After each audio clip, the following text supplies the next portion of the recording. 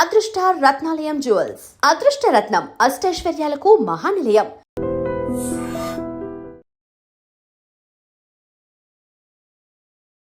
నమస్కారం.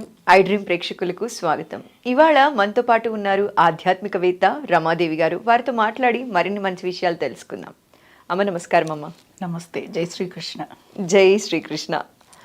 అమ్మ, ఈ మధ్యకాలంలో చూసినట్లయితే సంక్రాంతి లోపు ఒక్క కొడుకు ఉన్న తల్లులు వెళ్ళి ఇద్దరు కొడుకులు ఉన్న వాళ్ళు కానీ ఇద్దరు పిల్లలున్న తల్లి దగ్గర నుంచి కానీ 5 రకాల గాజులు వేయించుకోవాలి, అప్పుడే మంచి జరుగుతుంది అనే ప్రచారం జరుగుతూ ఉంది కదమ్మా.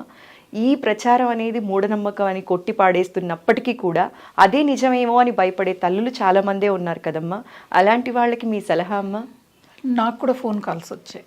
మీకు కూడా వచ్చాయమ్మా? మీకు 2 బాబులు ఉన్నారు కదా, ఒక్కళ్ళే కొడుకున్నారు, మీరు గాజులు వేయించాలి అని.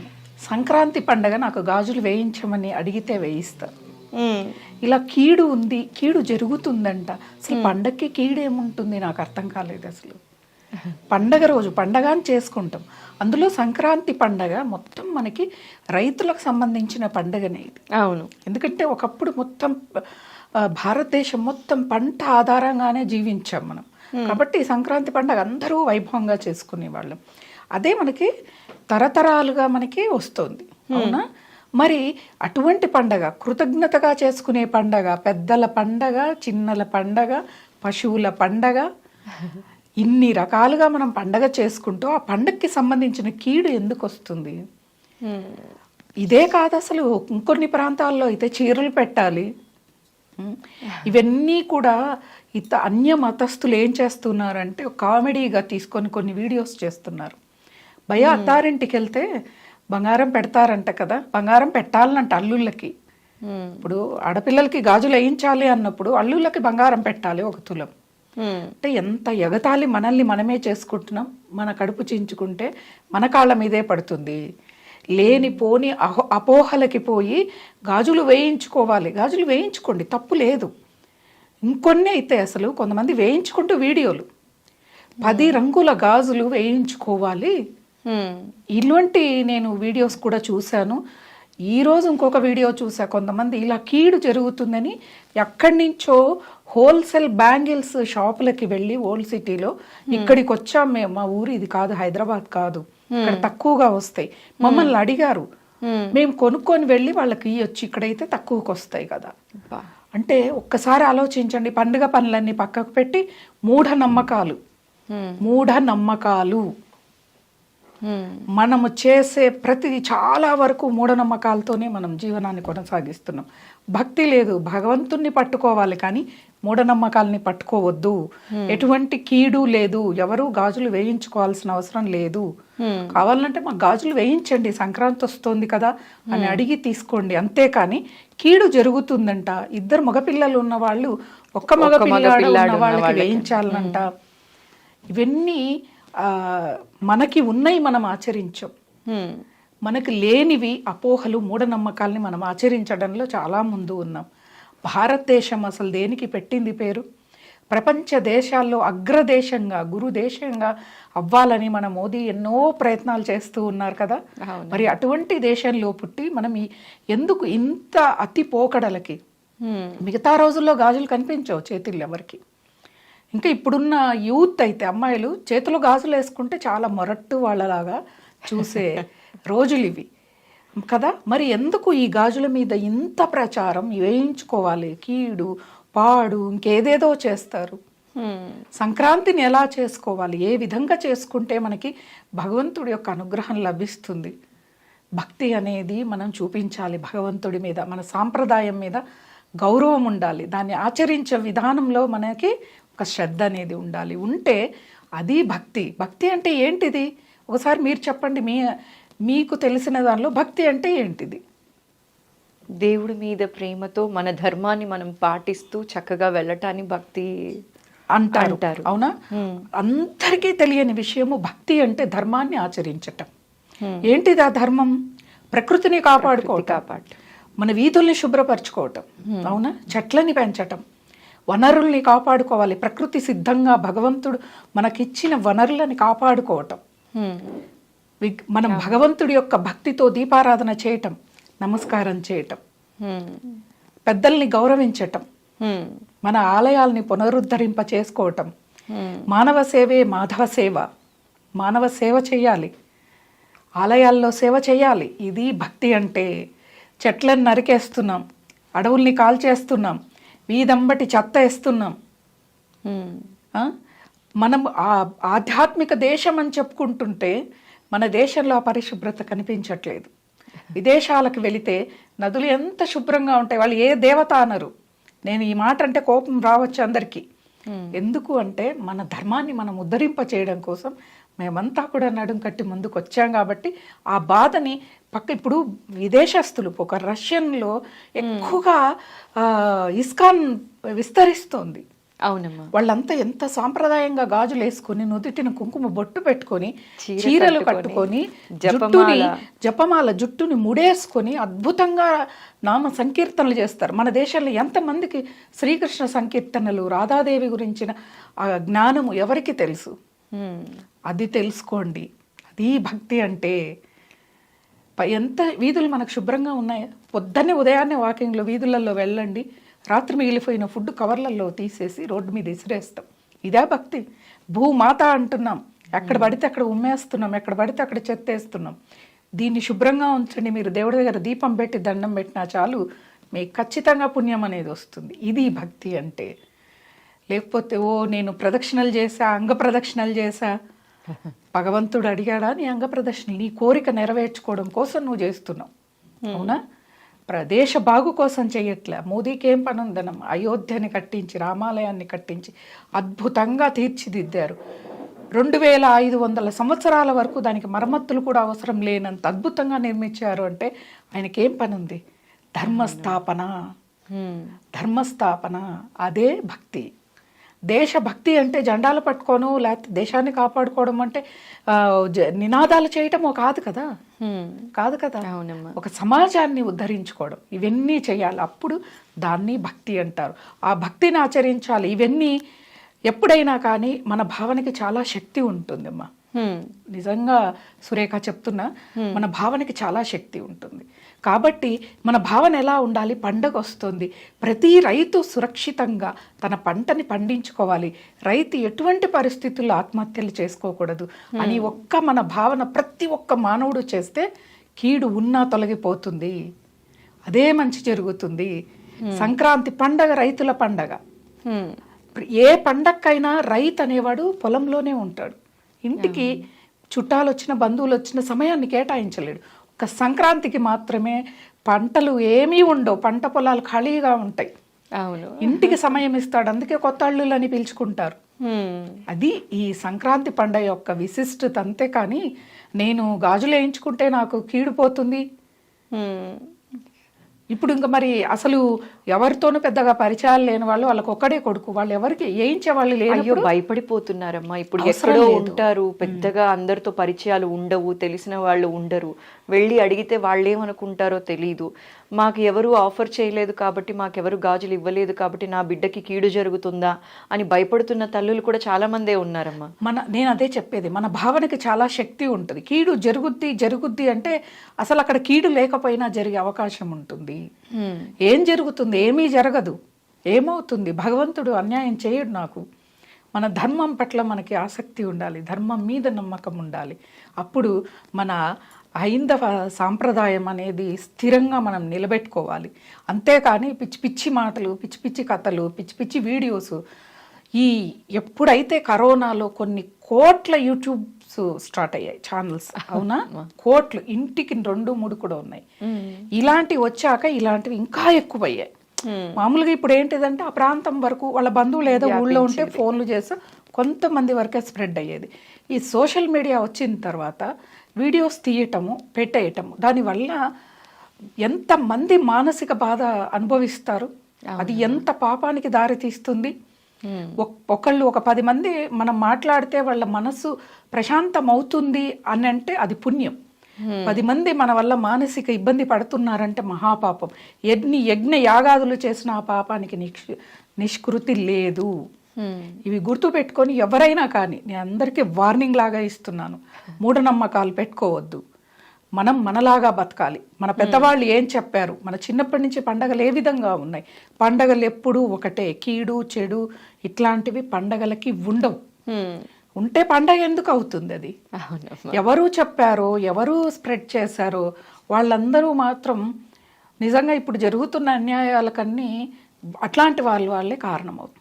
ఇదివరకు ఒక 5-6 సంవత్సరాల క్రితం కూడా ఇలాంటివే ఎక్కువ స్ప్రెడ్ అయ్యేవమ్మా.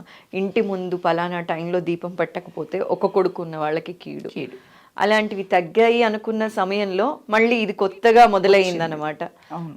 సో ఆ భయాన్ని మీ ద్వారా ప్రేక్షకులకి క్లియర్ చేసి అలాంటిది ఏది లేదు, ఇది ఖచ్చితంగా మూఢనమ్మకాన్ని చెప్పించే ప్రయత్నం ఇవాళ చేసామమ్మా.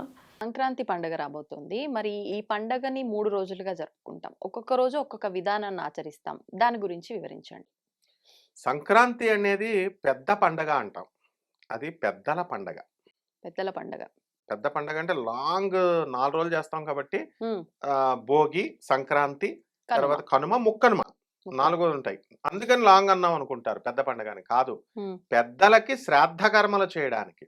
ఓహో. దక్షిణాయనం వెళ్ళిపోయి ఉమ్, రవి మకర రాశిలోకి వచ్చినప్పుడు ఇక మకర సంక్రమణం స్టార్ట్ అయింది. ఇక్కడి నుంచి ఉత్తరాయణ పుణ్యకాలం ప్రారంభమైపోయినట్టు.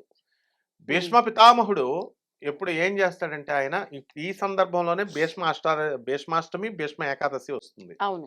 ఎందువలనంటే ఆయన అర్జునుడు పాండవులు ఆయన్ని కొట్టుపడేసిన తర్వాత ఇది దక్షిణాయనం, నేను ఇప్పుడు చచ్చిపోతే నరకానికి వెళ్ళిపోతాను. మనం ఎంత పుణ్యం చేసినా సరే దక్షిణాయనంలో చచ్చిపోయిన వాళ్ళు వెళ్ళకూడదు యమలోకానికి, నరకానికి పోతారు. ఉత్తరాయణ పుణ్యకాలంలోనే మరణించాలి. అందుకని నేను అంతవరకు వెయిట్ చేస్తానని అంపశయ్య మీద ఉన్నాడు. భీష్మ ఏకాదశి వచ్చిన తర్వాత ఆయన భీష్మ పితామహుడు అంటే ఎవరు? ధర్మవేత్త. కాకపోతే కొంచెం స్టెబిలిటీ లేదా అధర్మ మార్గాన సపోర్ట్ చేయాల్సి వచ్చింది కౌరవులకి. అందుకని కృష్ణుడు తీసేస్తాడు ఆయన్ని. అయితే మహాభక్తుడు కాబట్టి ఆయన శ్రీకృష్ణుడికి విష్ణుమూర్తి యొక్క సహస్రనామం ఆయనే రాశాడు. అవును. ఆయన రాస్తే శంకరాచార్యుల వారు దానికి భాష్యం రాశారు మనకి. అయితే ఈ యొక్క భీష్మేకాదశి రోజున మనకి మోక్షం అనేది ఆయనకు వచ్చిందనమాట. కాబట్టి ఈ భోగి పండగ అంటే ఏం చేస్తాం? జనరల్గా ఇంట్లో ఉన్న చెత్త సామాన్ అంతా తీసి కాల్చేస్తాం. ఎందువలన కాలుస్తాం? అసలు స్నానం చేయకముందే. ఇప్పుడు మేము రైల్వే క్వార్టర్స్లో ఉండేవాళ్ళం చిన్నప్పుడు. చెక్క గేట్లు పెట్టేవాళ్ళం, తీగలు పెట్టి ఫెన్సింగ్. రాత్రి అయ్యేసరికి, పొద్దున్న అయ్యేసరికి చెక్కల గేటు వెళ్ళిపోయేది. ఆ వీధిలో ఉన్న కుర్రాళ్ళు మొత్తం పెద్ద పెద్ద చెట్లు నరికేసి దొంగలతో వేశారు. ఇప్పుడు అవి కనబడట్లేదు మనకి. పెద్ద పెద్ద చెట్లు దొంగలతో రాత్రంతా కాలుతూనే ఉండేది 4 నుంచి. సో అటు దానిపైన నీళ్లు పెట్టుకుని ఇంటిళ్ళ పాది స్నానాలు చేసేవారు అందరూ, ఆ కాలనీ అంతా. కాలనీకి ఒకటి వేసేవారు. ఇంట్లో ఉన్న చెత్త ఎందుకు తీసేయాలి అని అంటే మనకి దరిద్ర లక్ష్మి పోతుంది. పాత సామానంతా ఇంట్లో పెడతాము, అవును. దరిద్రం అట్రాక్ట్ చేస్తుంది అనమాట. ఎందుకు ఇంట్లో ఇరిగిపోయిన సామాను, పాత సామాను పెట్టుకోకూడదు. దరిద్ర దేవత అట్రాక్ట్ చేస్తుంది, దాన్ని తీసేస్తాం. అంటే సింబాలిక్ రిప్రజెంటేషన్ ఏంటంటే మనలో ఉన్న ఈర్ష్య, అసూయ, last year experiences, bad experiences అని వదిలేరా బాబు అని. లాస్ట్ ఇయర్ లాంగ్ బెగో నాకు వాడు మోసం చేసేసాడు, లాస్ట్ ఇయర్ నాకు వాళ్ళు హ్యాండ్ ఇచ్చారు అని అనుకుంటా ఉంటారు కదా. అవును. అందుకని అది కాదు నాయన, ఇంకొదిలేరా నాయన పాత జ్ఞాపకాలు బుర్ర తినకుండా కొత్తగా స్టార్ట్ చేయ లైఫ్ అని చెప్పడమే భోగి పండుగ. ఆ భోగి పండుగ రోజున మనం స్నానం ఎలా చేయాలంటే నువ్వుల నూనె కొంచెం పెట్టుకొని, రేగు పళ్ళు దానిపైన వేసుకొని, నువ్వులను కూడా వేసుకొని స్నానం చేయాలి. ఇది ప్రొసీజర్. కర్ణాటకలో బేడ అంటాం. అంటే కర్ణాటకలో ఈ యొక్క నువ్వులను ఇచ్చుకొని ఒకళ్ళొకళ్ళు పైన స్నానం చేసిన తర్వాత నువ్వులతో తయారు చేసినటువంటి చెక్కలు పెట్టుకొని ఒకళ్ళొకళ్ళు విష్ చేసుకుంటారు. ఇప్పుడు కూడా కర్ణాటకలో ఆ సాంప్రదాయం ఉంది. ఇకపోతే భోగి పండుగన కొత్త వస్త్రాలు ధరిస్తారు. పాతదనానికి స్వస్తి పలికి ఆ రోజు అమ్మవారికి ఎవరికి పూజ చేస్తాము మనము అనంటే ఈ యొక్క సంక్రాంతి పండగ అంతా కూడా పంట పొలాల పండగ. పితృదేవత తర్పణాలు, శ్రాద్ధ కర్మలకి ఈ పండగ ఉందన్నమాట. తెలంగాణలో మనకి పితృపక్షాలను వస్తుంది అక్టోబర్ నవరాత్రుల్లో. అది ఎలాగో తెలంగాణ ప్రాంతీయంగా, ఇక్కడ ఆంధ్రాలో సంక్రాంతి ఇలా చేస్తామన్నమాట. ఈ పండగ మొత్తం విశ్వవ్యాప్తంగా చేస్తారు సంక్రాంతిని. సంక్రాంతి లక్ష్మిని మనం పూజిస్తాం. నవ్వుల నెత్తావుల్లో సంక్రాంతి లక్ష్మిని చూసి మనము ఆ మహాలక్ష్మి తల్లి యొక్క ఆరాధన సంక్రాంతికి చేస్తాం. భూలక్ష్మిని పూజ చేస్తాం, శ్రీలక్ష్మిని పూజ చేస్తాం. అందువల్లనే హరిదాసులు వాళ్ళందరూ కూడా పల్లెటూరులో ఇప్పటికీ ఉన్నారు, ఎక్కడికి పోలేదు వాళ్ళు. వాళ్ళు సంకీర్తనం చేసి వస్తే పొలాల నుంచి కొత్త ధాన్యాలన్నీ వస్తాయి, చేటల్లో గాదెల్లో నుంచి తీసి కొత్త ధాన్యాన్ని అంతటినీ కూడా ఈ యొక్క హరిదాసులకి ఇంటికి వచ్చిన ప్రతి బొక్కలకి పేదవాళ్ళకి అందరికీ పంచేవాడు ఆనాటి రైతు. కాబట్టి ఇక్కడ ఎంత అద్భుతమైనటువంటి సంక్రాంతి పండుగ అంటే, ఈ రోజుల్లో పంటలన్నీ కూడా బంగారపు వర్ణంతో ప్రకృతి అంతా కూడా బంగారంగా ఉంటుంది. ఎందుకంటే ధాన్యం అంతా పండుతుంది, దాన్ని కోసేసి రోడ్ల మీద వేసేస్తారు. చల్లని గాలి, ఇది చలికాలం కదా. అలాగే పక్షులన్నీ కూడా అవన్నీ కూడా రోడ్డు మీద అన్నీ ఏరుకుంటూ ఉంటే పువ్వులన్నీ కూడా వికసిస్తాయి ఈ యొక్క వర్ష ఋతువులో. మరి తర్వాత వసంత ఋతువు మనకి ఈ యొక్క ఋతువు స్టార్ట్ అయిపోతుంది. కాబట్టి ఆ టైంలో ప్రకృతి శోభామయమానంగా ఉంటుంది. కాబట్టి యాదేవి సర్వభూతేషు ప్రకృతి రూపేణ సంస్థిత నమస్తస్యై నమస్తస్యై నమస్తస్యై నమో నమః. ఆ తల్లి ప్రకృతి మాతను పూజ చేస్తామన్నమాట. ఇది సంక్రాంతి పండుగ. ఆ తర్వాత పొలాల్లో మనం వెళ్తాం. అలాగే తర్వాత వచ్చేటటువంటి కనుమ పండుగ మనం ఏం చేయాలంటే, మనకి పాడి పంటలు అని అన్నాం, రెండు వాడాం. పాడికి లేనిదే పంటలు ఎక్కడ వస్తాయి? కాబట్టి గేదెలు, ఆవులు ఇవన్నీ కూడా మనకి ఎద్దులు, నాగలి దున్నాలి. కాబట్టి వాటిలన్నిటికీ కూడా మనం అలంకారం చేసి పశుదొడ్డలన్నింటినీ పూలతో మామిడి ఆకులతో కట్టి పశువుల కొమ్మల్ని వాటిలన్నిటికీ పుష్పాలతో అలంకారం చేసి పశుపూజ చేస్తాం. పశుపూజ చేసిన తర్వాత వాటికి చక్కగా కొత్తగా నాగలికి మనం దున్నిపిస్తాము. అవంతా కూడా అయిపోయింది. ఇక ముక్కనుమ రోజున కటింగ్ పూజ అంటారు దీన్ని. ముక్కనుమ రోజున ప్రతి ఒక్కళ్ళు ఏం చేస్తారు, కనుమ రోజున భూమాతకు పూజ చేస్తాం. ముక్కనుమ ఎప్పుడు వస్తుందా అని వెయిట్ చేస్తూ ఉంటారు. దీని పేరేంటి? కటింగ్ పూజ. అంటే కోళ్ళని మేకల్ని కోసేసి కొత్త అల్లుళ్ళు వస్తారు. ఇది చేయకూడదు. ఎందుకంటే కొత్త అల్లుళ్ళు వస్తారు సంక్రాంతికి, మంచిగా అలుగుతాడు అత్తగారులు, వాళ్ళు ఏవో ఒక కొత్త గిఫ్ట్ తయారు చేయాలా. అందుకని గారెలు వండి కోడి మాంసము, ఈ మేక మాంసాలు పెట్టి, కోళ్ళు మెయిన్ అవన్నీ పెట్టి కటింగ్ పండుగ అంటే నేను ఇంకా క్షవరాలు చేసుకుంటారేమో ఆ రోజున వెనకటికి అని అనుకుంటున్నా. కటింగ్ అంటే కోళ్ళ కటింగ్. ఇంటికి ఒక కోడి, ఇంటికి 2 కోళ్ళు తెగిపోతాయి మొత్తం. ఆ తర్వాత అది తాగుతూ, ఇప్పుడు తెలంగాణ సంస్కృతి లాగా ఆంధ్ర సంస్కృతి కూడా అక్కడ కోడి పందాలు అవన్నీ పెడతారు. తెలంగాణ సంస్కృతి ఏంటి గురుజీ? తెలంగాణ సంస్కృతిలో మనం పంటలు అవన్నీ పాడి దావత్, చచ్చిపోయిన దావత్, కొత్తగా ఒకటి పుట్టిన దావత్. తెలంగాణను బదనం చేస్తారు కానీ ఆంధ్రాలో అంతకంటే ఎక్కువ అంటున్నాను. తాళపూడి గ్రామంలో మాకు మిత్రులు ఉన్నారు, మా రాజమండ్రి పక్కనే. మా ఊరోళ్ళకి ఎవరు పిల్లనివ్వరు సార్ అన్నాడు. ఏమిట్రా బాబు ఎందుకు ఎవరు అన్నాను. అంటే మేమంతా పచ్చి తాగుబోతున్నాం సార్, మొత్తం ఊరు తాగేస్తారంట, తాగుడు లేనటువంటి ఫ్యామిలీ ఒకటి కూడా లేదన్నారు. నవ్వుకున్నాను. అలా కోడి పందాలు పెడతారు, ఎద్దుల పందాలు. తమిళనాడులో కూడా ఎద్దుల పందాలు, ఇక్కడ కోడి పందాలు. అవి పెట్టి సరదాగా వాళ్ళు తాగుతూ చూస్తూ ఉంటారు, తింటూ. మరి ఇది ముక్కనుమ రోజున జరిగేటటువంటిది.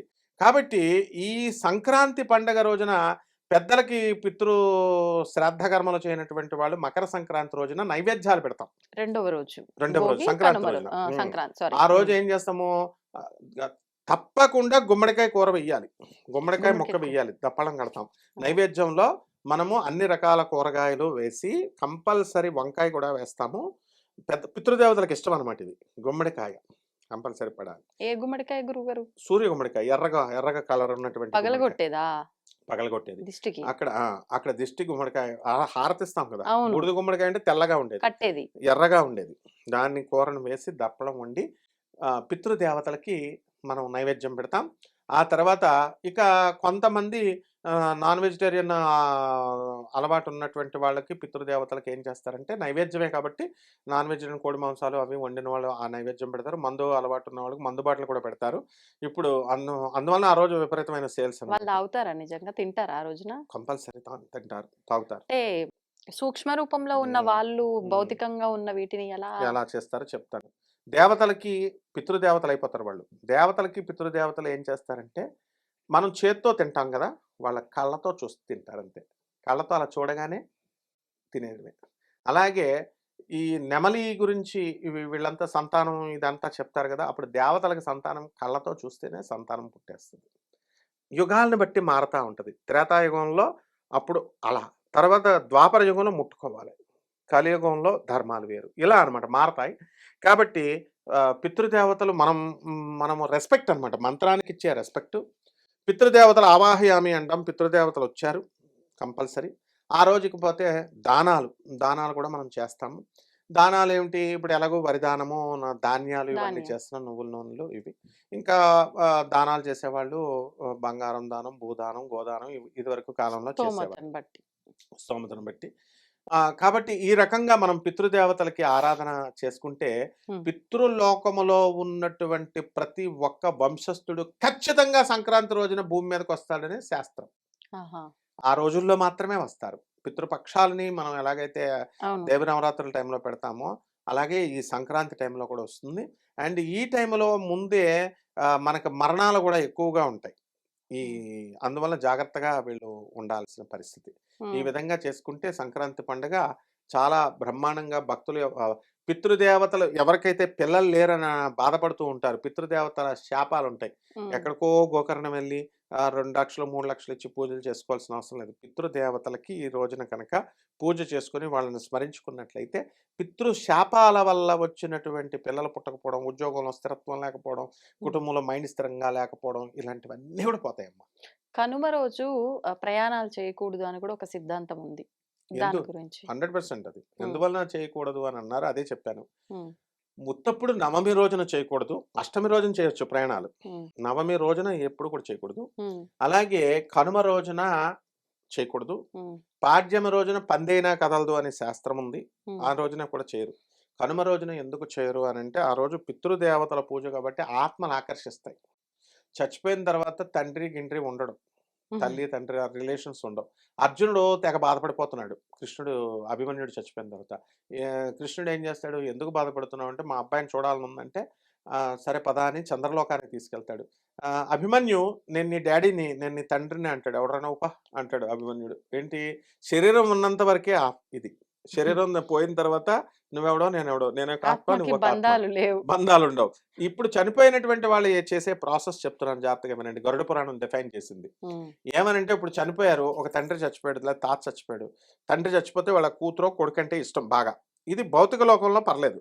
చనిపోయిన తర్వాత ప్రేతాత్మ అయిన తర్వాత ఆ ఇష్టం కోసం వీళ్ళని ఈ ఆత్మ వచ్చి ప్రేతాత్మ వచ్చి ఈ అమ్మాయిని పీడిస్తూ ఉంటుంది. నిజం నిజం 100%. వింటూ ఉంటాం. అందుకనే వీళ్ళు ఏం చేస్తారంటే అది ప్రేతాత్మ అయింది కాబట్టి చెప్పో చీపురో దగ్గర పెట్టుకొని అరే తంతాను రా నిన్ను హో అని చెప్పి తిడతారు పెద్దవాళ్ళు ముసలివాళ్ళు. అలా కాకుండా ఉంటే ఈ ఆత్మలు ఏం చేస్తాయంటే, వీడు ఎలాగో దాన ధర్మాలు చేయడు వీడు అథవా, అందువలన నేను వీళ్ళని పీడిస్తాను అని చెప్పి పితృదోషాలు అంటారు వీటిని. కాబట్టి వీళ్ళు అలా చేస్తారు కాబట్టి కనుమ రోజున మనల్ని ఆకర్షిస్తాయి అవి. ఆ సినిమా కూడా తీశారు, రా బొమ్మాలి రా రా అని. నేను అలాగపోయాను, నేను ఆత్మ అయ్యాను, నువ్వు కూడా నా లోకానికి వచ్చాయి, ఐ విల్ టేక్ యూ. ఎలాగంటే రియల్ ఎస్టేట్లో మనం ఒక స్థలం కొన్నాం అనుకో, పక్కింటోడికి చెప్తాం నువ్వు కూడా కొనుక్కో పక్కన బాగుందని. అలాగే చచ్చిపోయి నేను కొత్త లోకానికి ఊరెళ్తే, ఏమండి బాగుందండి మనం కాశీ గణగాపురం వెళ్ళిపోదాం లేకపోతే అరుణాచలం వెళ్ళిపోదాం, నేను ప్రత్యక్షం చేశాను మీరు కూడా రండి. ఇలాగే చచ్చిపోయిన ఆత్మ కూడా ఎందుకురా మీరు భూలోకంలో మీకేం పని, కమాన్ మనం కొత్త లోకానికి పోదామని రా రా అని పిలిస్తే యాక్సిడెంట్లు చేసేస్తాయి. అందుకోసం అని చెప్పేసి కనుమ రోజున నోరు మూసుకొని ఇంట్లో కూర్చొని ప్రమాదాలు కోళ్ళు కోసేస్తారు. కోసేసి మందు తాగుతూ కోళ్ళ పందాలు అవి పెడతారు, అవి చూసుకోవడం వరకే అనమాట. అలా కాకుండా ప్రయాణాలు ఎవరైనా నేను పెద్ద హీరో అని ఆయన ప్రయాణం చేస్తే డెఫినెట్గా దా బొమ్మాళి రా అని పిలుస్తుంది. దానికి నిజమమ్మా, ఇవన్నీ అనుభవాలతో పెద్దలు చెప్తారు. ఇప్పుడు ప్రేతాత్మలకి అంత శక్తి ఉంటుందన్నమాట. కాబట్టి ఈ రకంగా చేసుకొని ఇది కేవలము పెద్దల పండుగ అని, పెద్ద పండుగ అని ఎందుకన్నారంటే మనము పితృదేవతల యొక్క ఆశీర్వాదాన్ని ఈజీగా పొందేది. ఇప్పుడు ఎన్నో సంవత్సరాల నుంచి మనం శ్రాద్ధకర్మలు పిండకర్మలు చేయట్లేదు అనుకో, మర్చిపోయాం. ఆ రోజున దప్పడం వండి పెట్టేసి ఆ పితృదేవతలను స్మరించుకున్నట్లయితే తప్పకుండా పితృదేవతలు భూలోకానికి దిగుతారట. ఆ కాలంలో పితృదేవతలు భూలోకానికి దిగుతారు, మనం ఏం పెడుతున్నామన్నది చూస్తారు. అందుకోసం ఇది పెద్ద పండుగ అన్నారు. ధన్యవాదాలు. And for more videos, please subscribe to iDream. Please subscribe to iDream. Please subscribe iDream. And please subscribe to iDream. For more videos, subscribe to iDream. please like, share and subscribe to the channel. Congratulations, iDream. Subscribe to iDream. Subscribe to iDream. So subscribe to iDream Media. iDream ki iDream team andarki huge congratulations. Please subscribe iDream Media. Please subscribe to iDream. Subscribe iDream. Please subscribe to iDream. I dream అంటే నా కళల ఛానల్ను subscribe చేసుకున్న నోరు తిరుగుతలేదు, మీరైతే గంట గుర్తు కొట్టండి. For more such videos, please subscribe to iDream. Subscribe to iDream. Please subscribe to iDream. Please subscribe iDream Media. Please do subscribe to iDream. Please subscribe to iDream Media. For best entertainment and information, please subscribe iDream. And don't forget to subscribe to iDream.